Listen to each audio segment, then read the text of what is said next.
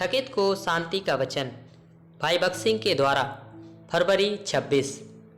और उसने मुझसे कहा, मेरा अनुग्रह तेरे लिए बहुत है। दूसरा कुरिन्थियों 12 अध्याय का 9 पद। आपके जीवन में चाहे जो भी कांटा हो, उसे प्रभु की ओर से स्वीकार करें। वह कांटे को रहने देता है। यह आपको विश्वास में दृढ़ बनाने और आपको अधिक अनुग्रह देने का परमेश्वर का तरीका है। आप सोच सकते हैं कि पौलुस बहुत दृढ़ हो गया था, लेकिन उसने जाना कि वह कितना कमजोर था। केवल जब उसने अनुग्रह के बारे में सीखा तो वह अपनी कमजोरी के बारे में पूरी तरह जान सका। दूसरा कुरिन्थियों 12 अध्याय का 10 पद में वह कहता है, जब मैं निर्मल होता हूँ तभी बलवंत होता हूँ। हमें निर्बल रखने के लिए परमेश्वर एक कांटा भेजता है। हमें अपनी निर्बलता दिखाने के लिए वह हमें एक कांटा देता है और उसके द्वारा परमेश्वर हमें दृढ़ बनाना चाहता है, जिससे हम असहनीय कांटा कहते हैं। वह आपको अनंत काल के लिए आध्यात्मिक रूप से सक्षम बनाने के लिए है। यदि आप अपने कांटे के बारे में सोचते रहते हैं और कहते हैं, उस आदमी या उस औरत ने मेरे बारे में ऐसा क्यों कहा, आप पाओगे कि आपके हृदय में अनेक कड़वी जड़ें उठ रही हैं। तब आप क्रोध और घृणा को रास्ता देंगे और यह प्रार्थना और परमेश्वर के वचन के लिए आपके बोझ को दूर कर देगा। आप अपना आनंद और शांति खो देंगे। कितनों ने प्रार्थना के लिए अपना बोझ खो दिया है। कटुता के कारण आप झगड़ने लगेंगे।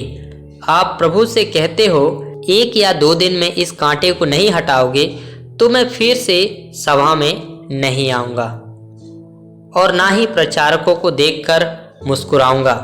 इस प्रकार आप प्रतिदिन प्रातःकाल परमेश्वर से लड़ते हो।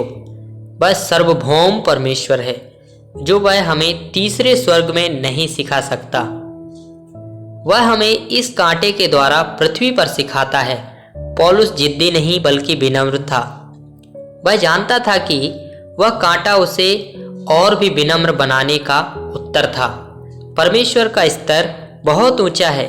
यही कारण है कि अब हम नहीं जानते कि हमारे सभी कांटों को एक उद्देश्य के लिए अनुमति दी जाती है।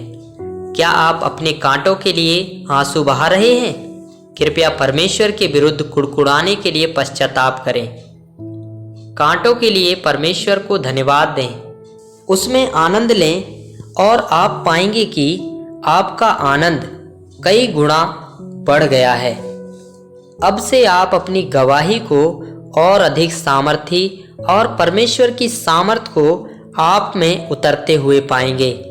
इन कांटों को अनुमति दी जाती है ताकि हम अनुग्रह से अनुग्रह और बल से बल तक बढ़ सकें।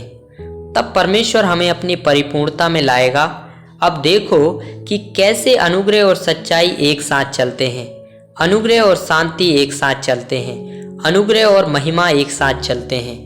इसी तरह अनुग्रह और शक्ति साथ साथ चलते हैं। हालांकि यह परमेश्वर की कृपा है, हम परमेश्वर की महिमा देख सकते हैं। यह परमेश्वर के अनुग्रह से है कि हमारे पास परमेश्वर का सत्य है। यह परमेश्वर की कृपा से है कि हम उनकी सेवा करते हैं। केवल अनुग्रह के द्वारा ही हम वह हैं जो हम हैं।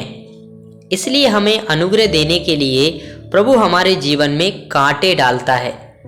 यदि डॉक्टर आपको बताता है कि इंजेक्शन लेने से आप अच्छे स्वास्थ्य का आनंद लेंगे, तो आप आसानी से इंजेक्शन लेंगे। इससे कोई फर्क नहीं पड़ता कि वे कितने दर्दनाक हैं, लेकिन जब परमेश्वर बाह में अपना इंजेक्शन देते हैं तो आप कुड़कुड़ाना शुरू कर देते हैं। आप कहते हैं, यह बहुत दर्दनाक है, कृपया बंद करो।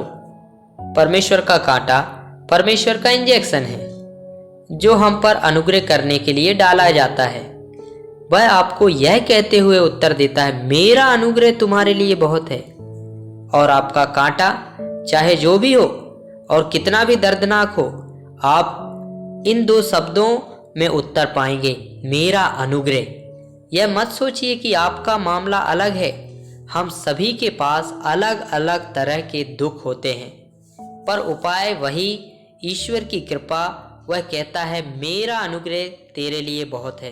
दूसरा कुरिन्थियों 12 अध्याय का 9 पद।